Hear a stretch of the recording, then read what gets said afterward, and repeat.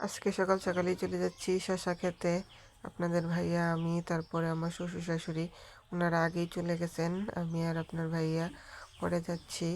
শশা ক্ষেতের খুঁটিগুলো একদম নষ্ট হয়ে গেছে, কালকে বৃষ্টি, তারপরে বাতাস ছিল অনেক, তাই আবার নতুন করে খুঁটি দিতে হবে। তো চলে যাচ্ছি আমরা দুজনে। তো হ্যালো এভরিওয়ান, আসসালামু আলাইকুম।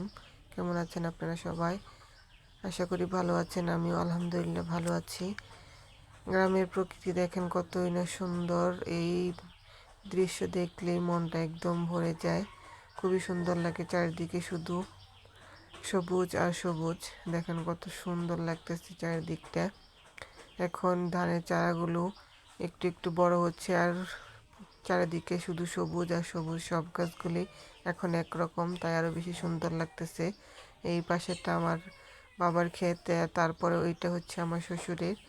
তো সবাই আমরা আমাদের ধান চাষ করে, আমার শ্বশুর, আমার বাবা।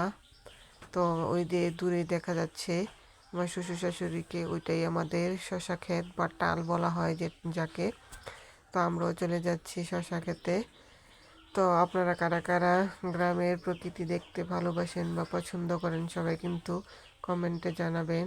তো এই যে আমরা চলে আসলাম শশা খেতে। এখন এখন এগুলো শশা গাছে গাছে খুঁটি দেওয়া হবে। এই যে দেখুন, আগে ফোলা দেওয়া ছিল, এগুলো প্রায় নষ্ট হয়ে গেছে, অনেক গাছ নুয়ে পড়ছে, তাই এখন নতুন করে আবার খুঁটি দেওয়া হবে। তারপরে কুটা বা খ্যার দিয়ে এগুলো বাঁধা হবে।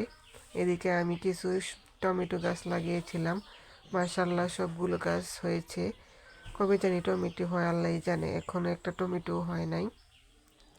এদিকে আপনাদের ভাইয়া কুটি দেওয়া শুরু করেছে। আমি তো তাকিয়ে তাকিয়ে দেখছিলাম কিভাবে দিব, আমি তো কখনো এগুলা দেই নাই, তাই বুঝতে পারতেছিলাম না।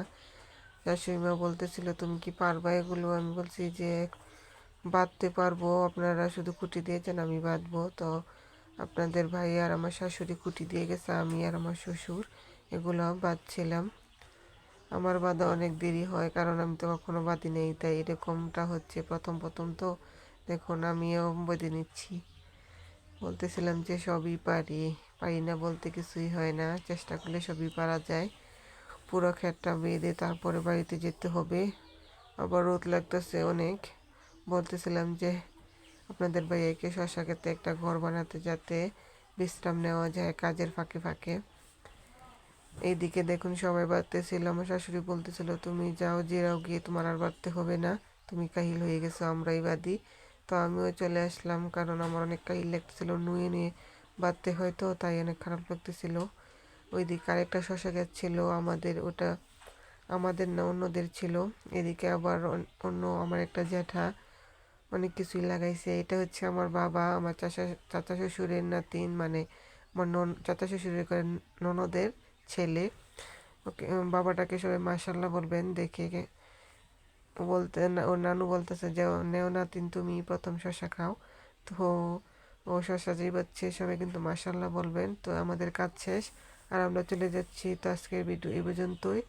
সবাই ভালো থাকবেন। আসসালামু আলাইকুম।